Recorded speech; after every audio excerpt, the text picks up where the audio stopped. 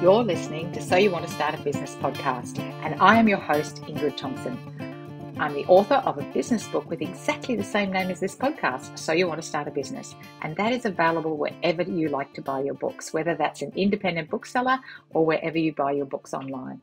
This book is the only advertising, so there's no pesky interruptions, and pretty much every day someone somewhere in the world buys a copy. So thank you if that's you, whether you've bought a book for yourself or a friend or a colleague. Today we have two guests on the show, and it's an extra special episode because my two guests are right here in Sydney. Although we didn't actually get to meet together in the same room, we still used Zoom, and it's an amazing conversation. Melanie Leahy and Elisse Alexander have created a new and unique dating app, and it's completely from scratch. Their business startup story is indeed terrific, and they share a ton of their combined wisdom and their years of experience in this conversation. If you're a regular listener, welcome back. If you're new to the podcast, hello and welcome.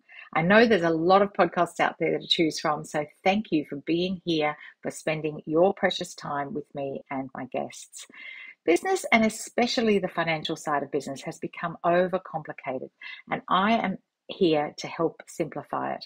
My business is healthynumbers.com.au, and I am on a mission to help business owners understand how money works in their business, because I believe everyone deserves to be financially savvy when it comes to understanding how money works in business and in life.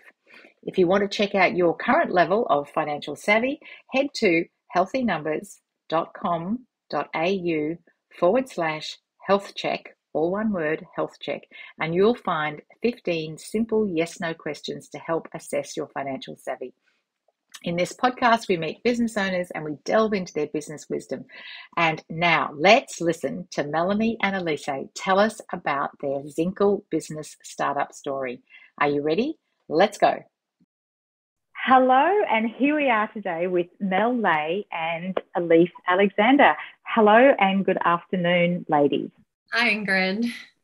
And welcome. And we've just had a little glitch because I wasn't recording, so we're going to have another go. We only got a couple of minutes in, but let's, and I am going to admit that because it's just one of those podcast things sometimes, isn't it? Okay, so tell me, what is your business and how do you describe that business? So Ziinkle is a dating app, but we describe ourselves as your dating GPS because we're all about matching and meeting in real life in real time and making sure that singles are, in the right place at the right time to meet others. I love that. Singles in the right place at the right time to meet others. So when did you get started and what triggered this? What was the explanation for how it all came about? Because it's quite different to everything else that's on the market, isn't it? It is. That's right. Yeah. So it was really born out of frustration. I'd come out of a long-term relationship in 2019 and I didn't really know how to meet people and how to get back into the dating scene. And I had no choice really but to download some dating apps. However, the more I was using those, the more frustrated I was becoming because there was just such a lack of connection. And I really just felt like a digital commodity. And I wanted to just meet someone in real life, but the problem was I didn't know where to be and when to be there to have those chances of meeting somebody. Yeah, and I was Mel's support person during this time. I've been married for 10 years, so dating apps were a novelty for me. I just swiped for her. But once that novelty wore off, I thought about it and it's like, well, how are you supposed to form a connection with this 2D profile? Like, who does this person look like, person one or person three? So I said to Mel, no, that's it. Let's go out and actually meet people in real life. However, we have both been in relationships for so long, we didn't actually know where those places were anymore and where people our own age were hanging out. So we would research all week. We'd get dressed up. We would go out and either there would be no one at the venue or the crowd would be too old or too young. So we'd sit there over dinner and we would jump on Instagram stories and try to find where people in our own age group were at that exact time. We would get into taxis, go across town, fight lockout laws, and try to find someone. So it was extremely frustrating, and we did it for months and months and months until we had a thought, what if there was a platform that would allow you to find people who you wanted to be around, who match your criteria, and to help you form an organic connection, which is how Ziinkle was born. It's just the most gorgeous. I mean, it's a gorgeous story about how it came about. So you wanted to solve this problem. Did you set out to create a business, or were you really more around creating this solution to a problem? We set out to solve the problem. We wanted a solution, and we interviewed over 700 people, and overwhelmingly the results came back saying, we need a solution like this. We are sick of these dating apps. We're not meeting people. We want to meet people in real life. Yeah. And did you speak to men and women, or was it mostly women? Like, how those 700 people, that's a lot. Yeah, it was a mix of both. We did a lot of focus groups as well. So we spoke to everyone, and men and women were having the same issues. And, you know, you go out and you'll meet people, and if you think about it, some of the people that you meet, you would have swiped no on a dating app because just based on their, 2 seconds of a profile photo, their mannerisms don't come across, their personality doesn't come across. And both men and women found that, particularly with our Gen Zs. They're so used to communicating with people over, Snapchat and messages, and they're quite intimidated when they see, a group of the guys see a group of girls come in. They don't know how to approach them. They don't know how to speak to them. So our solution helps them with that, helps them with the icebreakers, and actually helps them start a conversation in real life. It's just amazing, isn't it?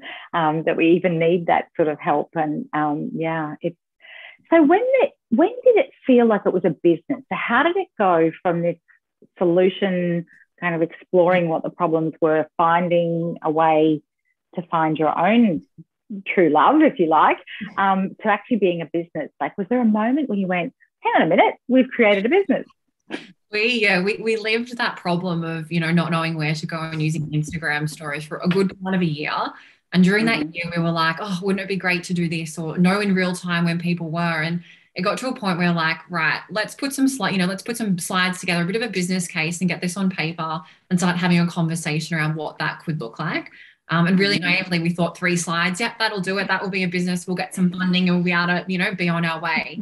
But we've been able to connect with some really great people that we have on our advisory board who have joined us and believe in the vision. And I think it was really when we started to establish, that advisory board, and then we were looking for an app development partner and going through some of those, I guess, processes in, starting a business where it's like, okay, this is like a real thing. As Elisse mentioned, talking to the participants, knowing that there's a really big need for this, we're actually solving a fundamental problem. I think that's when it really, for me, felt like, okay, this is like not just a business, but we're here to like help people as well. And for me, it was when we got in front of our first investor, and we were like, yeah, wow, we are asking for money from this person for a lot of money. A lot of money, yeah. Did you join an incubator or one of those? Because there's so much of that around now, isn't there? There's tech and there's a variety of different ones. Did you explore that option? We've only recently joined an accelerator program called New Chip, which is based in Austin, Texas. So before that, no, we just relied on our networks. On your network, and sometimes having that extensive network can be exactly right to be able to take you to the people you need. So I've got a question where I usually say, how do you know people want it? But you've already explained that. You had focus groups, you talked to 700 people, you had the problem yourself, you weren't on your own, you're of an age where, the audience out there is either too old or too young. So you knew that customers wanted what you were trying to find a solution for.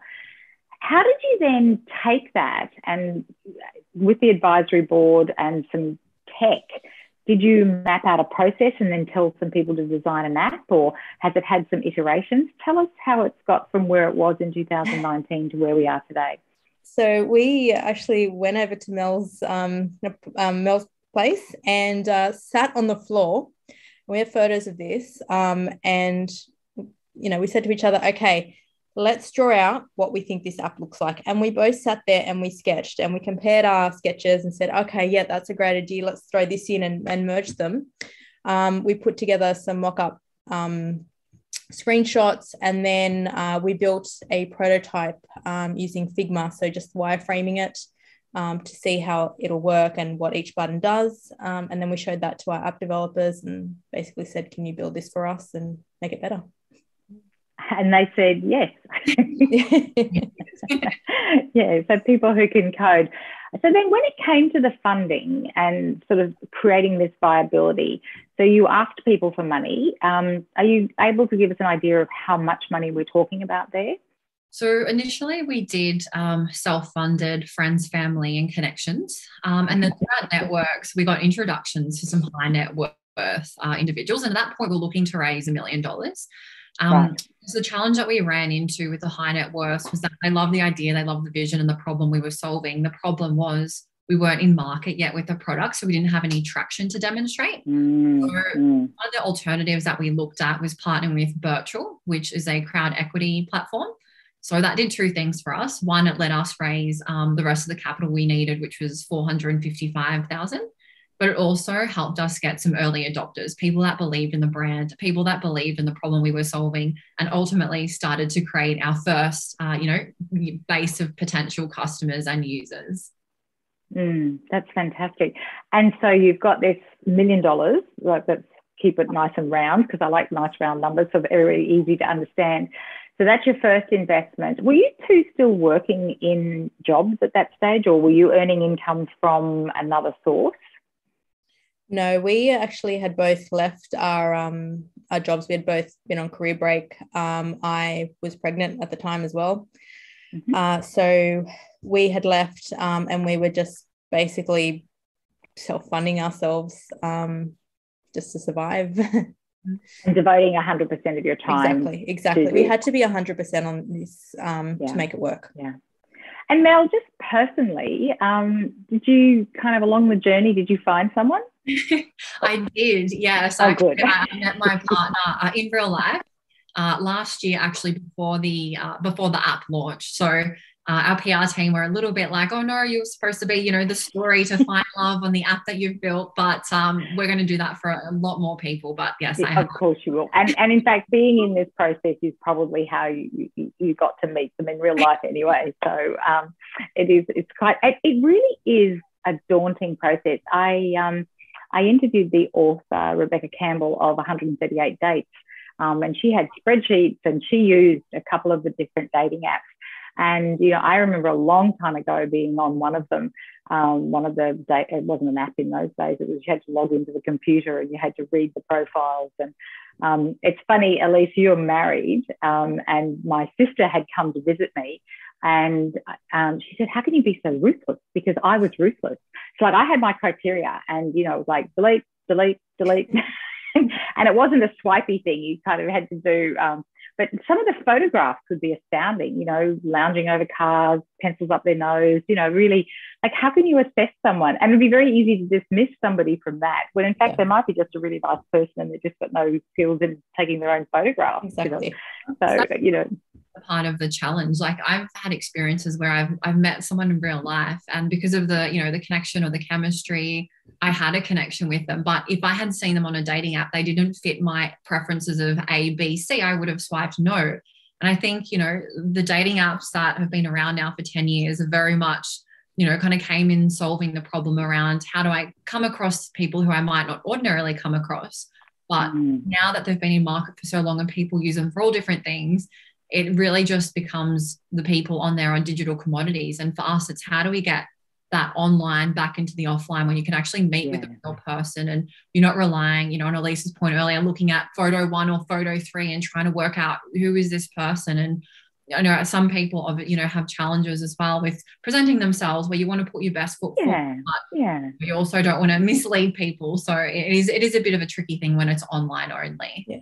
And the good thing about I was going to say, the good thing about Ziinkle is it's not like, the others where you're making a first date. You are going to a venue with your friends and, bumping into someone. If you've got a connection, have a drink with them, speak to them. If you don't, that's all fine. We take away that awkward first date.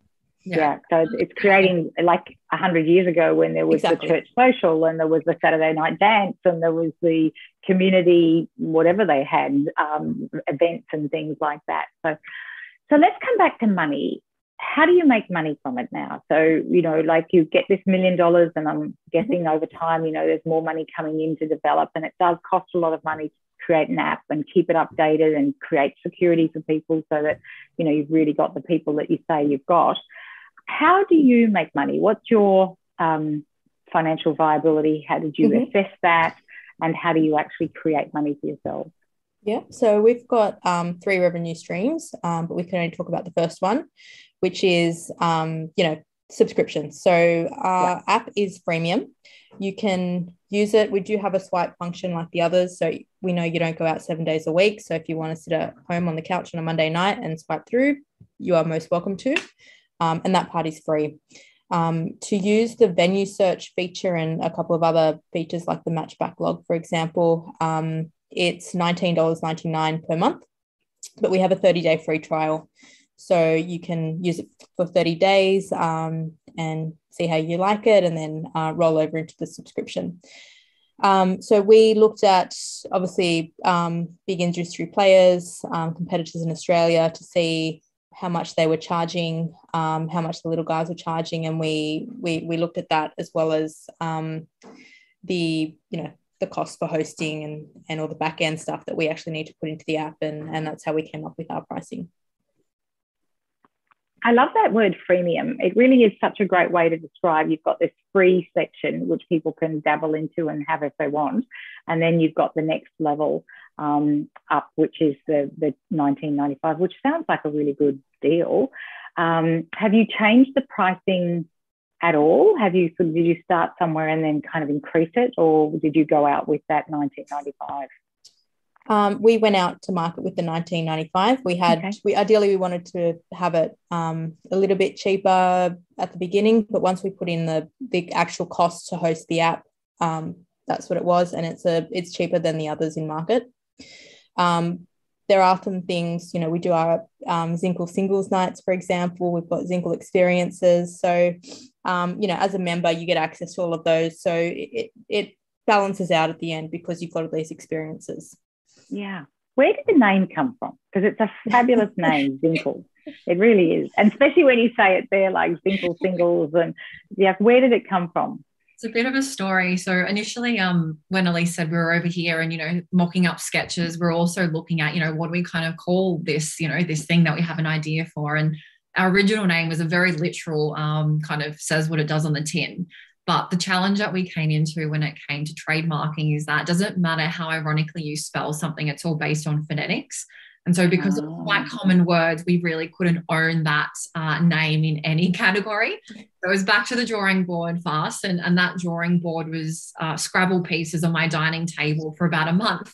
And Elisse would come over and we'd create different words, you know, love, relationships. Like we looked at music and literature and got very abstract about it. But at the end of the day, we basically took the word single, changed the S to a Z, and changed the G to a K, and added an extra I in to represent two people meeting. So Ziinkle's a made-up word, but it basically means single no more. And for us, that was where we landed. That is just gorgeous. And have you been able to get it everywhere, like websites and Instagrams? Because this is the tricky part with getting a word now, isn't it? It's like all these, So we have trademarking ownership in Australia and the US, in Canada and the UK. All of our handles across social media are all Ziinkle. And I think that's really the benefit when you create something that's unique. You really get that brand equity that you want to build. So right now, if anybody's listening, and this sounds like something you would like to jump into, it's Ziinkle, as in single, but swap the Z, get the K, two I's because there's two people. But even that is just gorgeous to be able to say it like that, and that's everywhere.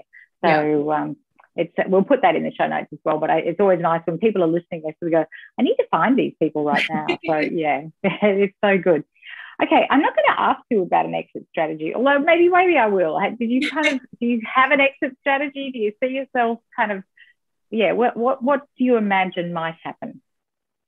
We do. We've got a few phases that we're working on the back end, so we can't really chat about too much. But what that really does for our business is actually helps us create a brand new category. And we think that is going to be potentially quite interesting for the industry players that are currently in the market in our category, and then some other industry players that sit in peripheral industry markets as well. So our kind of 5-year plan is definitely an acquisition of types that lets us tap into a global network and really accelerate some of the plans that we have on our roadmap.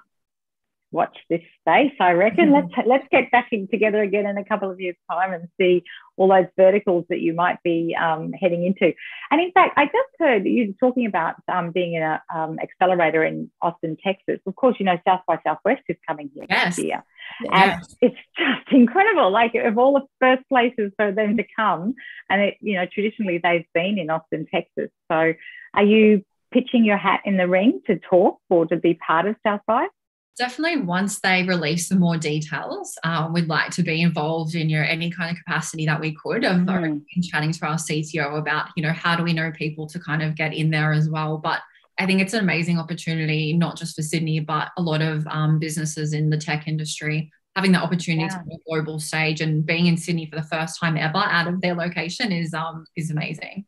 And it really goes to the heart of this idea that Australia actually does have this entrepreneurial tech ability that nowhere else in the world has. I mean, apart from the fact Sydney's a fantastic place to come in March. I think it's March, isn't it? I mean, it's a beautiful time of year to be in Sydney. It's all of that. But that said, it's such an acknowledgement of the sort of work you're doing, the sort of work that people in this part of the world are doing. It's wonderful. Anyway, back to your business. Reflection. If you could take a magic wand, and Ziinkle almost has a kind of a magic wand sort of sound about it, actually. What would you do differently going back? Because it's 3 years now. I mean, we've had a couple of strange years in between, but setting that aside, what might you have done differently? I think I would have backed ourselves more. So, you know, we very much went into this going, we don't know what the procedure is. Surely there's got to be a procedure for startups, and we don't have the answers. So we were looking for people with the answers. But everything we had written down at the beginning is actually what happened. So we should have trusted our intuition a lot more, because we did have a lot of delays because of that. Because like, let's just check this with this person, let's check it. Whereas I think if we had just trusted ourselves and ran with it a bit more, we would have saved a lot of time. Mel, would you add anything to that? I completely agree. I think you when you don't know, you haven't been on the journey before, you sometimes look for answers elsewhere, but we pretty quickly, I guess, realize that no one has the answer. Like, they can give you their opinion, they can give you their advice, they can share their experiences, but at the end of the day, as a founder, like, you ultimately know what's true to you in your journey. And I think, to Elise's point, we would have saved a bit of time if we just, I guess, backed ourselves and didn't necessarily look else for answers, definitely for guidance, because you need that, and drawing on people's learnings and experiences, and that's really important insight, but not leaning so heavily for other people to make those decisions for you. And it's so true. I was going to ask you if somebody could have told you what you wish you'd known, and that's probably what you wish you'd known is, yes, you'll ask for advice, but don't rely on it, because it's just someone else's opinion. And the fact that you're building something in a new space, like it's kind of off the back of something that already exists, but it actually doesn't exist right now. So you are having to be brave, not perfect, to use that expression, is to really trust your instincts and to do that. Exactly. And because we are, young females as well, there was unfortunately a lot of doubt put into our heads from, say, older white males who, are very much part of a boys' club. And when you get into fundraising, it is very obvious. It is harder for females globally to raise funding. We only get like 2%, whereas men get everything else. That's something else that if somebody could have told us, just doesn't matter, just do it anyway, don't have any doubts, bring people along on the journey.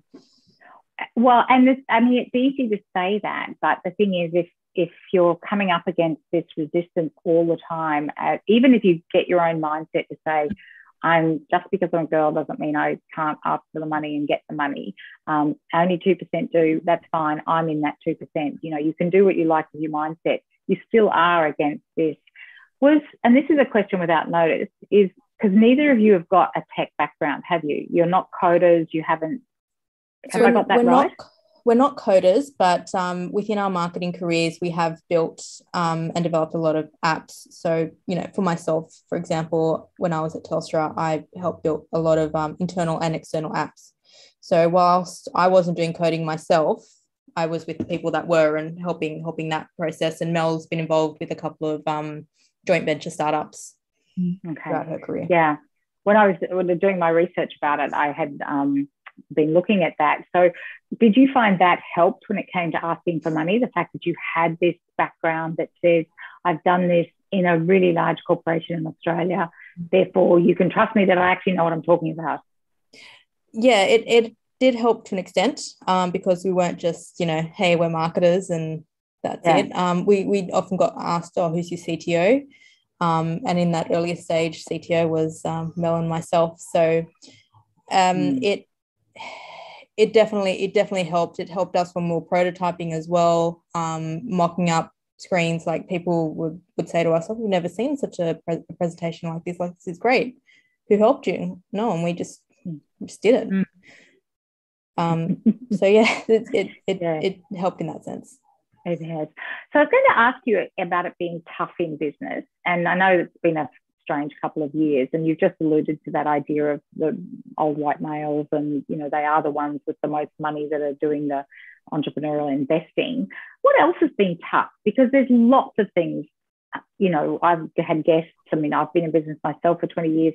There are days when it is tough, but what makes it tough for you? And then how do you get through that? I think initially, like when we launched, we already had a few hundred people on our wait list and people ready to use it. But the challenge was people were sometimes still scared to go out because there was that lingering effect of COVID. So I think it was just a little bit challenging at the start to build up some of that momentum.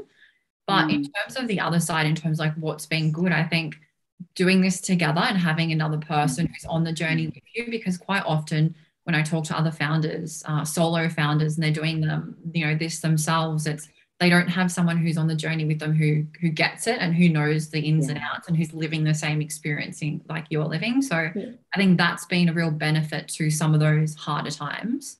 And Mel and I definitely complement each other. So, you know, she's good at some things and I'm good at other things. So we fill in each other's gaps, which has made it so much easier. Yeah. And do you find that if one of you's having a bad day, the other one necessarily isn't? Like it's sort of, and you're able to kind of rally together, even if both of you are going, well, this isn't working, but let's rally ourselves. Do you find that's one of the real advantages of being together? I think sometimes it's all over the shop. Like we're all having a good day, we're all having a bad day, and it's a bit of a mixed bag. But I think just having Elisse there and having, someone that is living the same thing that I'm living through, that equally has the same ambition and wants to solve and help people the same way that I want to. I think it's just it's really comforting and it really helps the journey. We can pick up the phone and just rant to each other and, and vent as much as we want because we have that relationship. So it's great. It really helps with those bad days. And you're not too far away from each other if you actually have to be in each other's houses. Exactly. Or offices. Exactly. What about everybody else? Eventually, like we've talked about a CTO, you've talked about other team. Have you got team on board? You've got the coders, obviously, they're part of the team. Who have been your sort of first hires and why those roles and then why those people? Like, tell us some of that for yourself. So the first teams that we started working with probably obviously was the app development team. And they're actually an external agency. And the reason that we went with an external agency to start with is because it's really a capped scope of work and we knew we needed a certain amount of development done. And being a startup, you don't have the luxury sometimes of having kind of cash to burn. And for us, it was a more, reducing the risk by just having an agency where they were guaranteed to deliver on a certain outcome. Some other businesses choose to hire internally, and that's, obviously up to everyone. The other teams that we started working with was our brand and creative agency, our media agency, and our PR agency. Because once you've built this great thing, you need to tell people that it exists, and you need to generate users and start to look at your acquisition strategy. So they also have been great partners in the journey as well. And then we got a legal expert on board as well. He was one of our first, and he's been great because he's helped us navigate through everything. Everything from starting the company to various legal because I imagine in the actual business yourself there is certain legal things that it's important to protect yourself and protect your customers in terms of their protections. And it's sounding like some of these people have been your coaches and mentors as well. Have you had deliberate coaching and mentoring, and what impact has that had in your success? We have an advisory board of five, yes. So we meet with them now once a month. It was every fortnight before. So they've definitely helped us, coached us. We go to a lot of events and other things as well. So I'm a part of a leadership think tank group, which is another group of CEOs, and everyone bounces ideas off each other. So that helps in that sense as well. And then we've obviously got New Chip. So they've got another program like that. So we've got a mentor as part of that program. Yeah. So lots of assistance for that sort of thing. And what impact does that have for you as business people? I think it's really insightful just to have that lived experience from, other people who they may not have been through the exact same situation, but have different experiences to what we've been through. So I personally sought out mentors, and also done like a lot of reading on business and leaders and entrepreneurial. And I think there's real value in the learnings and experiences of others. Absolutely. And then feedback. Who gives you the best feedback? Probably the advisory board, I would say. They're probably like the sounding board for a lot of things. And I think probably first and foremost, like each other as well. Probably the first point of call. But ultimately it depends what it is. So, if it's marketing something related, then I might be going to our marketing teams and our PR agency or media agency and getting feedback from them. Or to Elise's point, if it's illegal, then we would go to our legal counsel about that. So I think there's so many different hats that you wear that feedback comes back from everyone in all different types of forms. And then we also do a customer feedback loop as well. So that is so important to us. Obviously, we track everything we can in the app, see what people are doing, how can we improve it. And then we do our, at our Ziinkle events and Ziinkle experiences, we speak to people and say, hey, what do you think of the app? What can we do better? And we take all those ideas and, sit with our app development agency and say, this is what our customers are telling us. How can we do this? For us, it's very much that co-creation piece, and having that feedback loop is really important, because you start out thinking you want to do X, Y, Z, but then when it's in the wild and you start to get feedback and people are tangibly using it, you're like, oh, okay, actually we need to pivot this a little bit, or we need to add this in, or this is not working the way people we thought it would. So it's very valuable. Are there any examples of somewhere where you thought you were creating something and you got repeated feedback from customers and then you were able to make a change to respond to that? The one that I can think of, we host singles night. So they're parties between 150 and 200 people, and we take over different bar venues in Sydney, which is really great.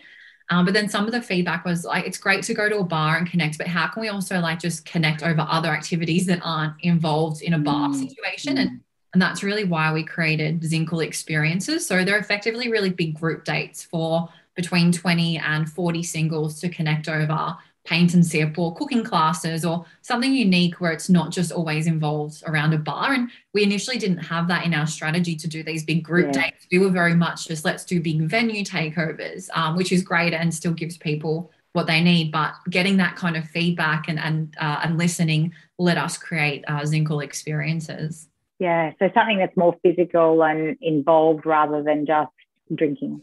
Exactly. And I'm curious, just because it's something I'm very curious about, there's been this huge surge in no alcohol drinks. Are you seeing some of that playing out in the Ziinkle community? We have had some conversations with people at venues, and then just some written feedback that we get in across socials as well.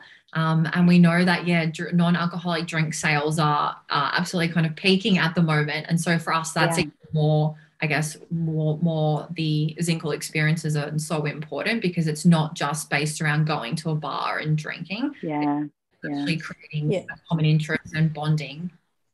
But at the same time, we want it, to be in places where it is, I guess, socially acceptable or expected that, you can meet someone and start chatting to them, as opposed to, the beach or a park where, you're in your activewear or your bikini. You don't necessarily want to meet someone in those situations.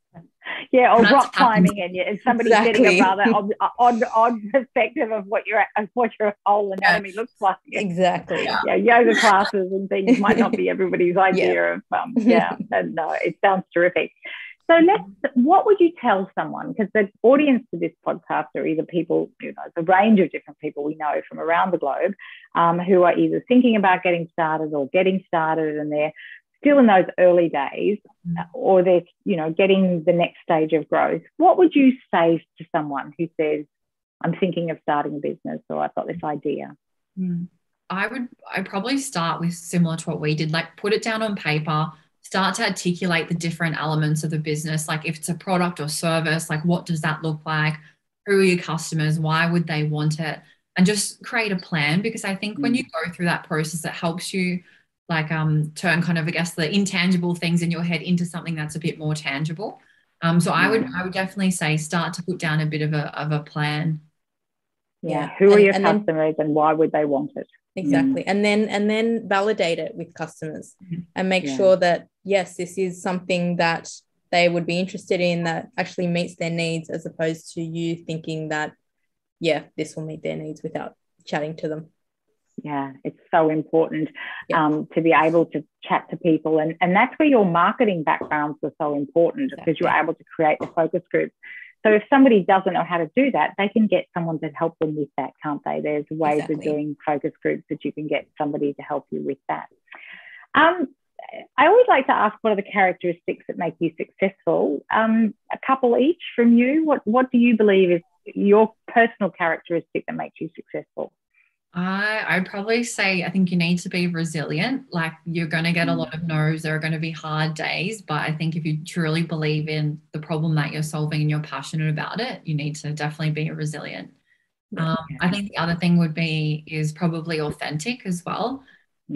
People, I guess when you're authentic, you come from that place where you are truly trying to solve a problem. And to Elise's point earlier, you're not just trying to retrofit something and make it a business. It's you actually understand authentically what matters to people and how can you help that.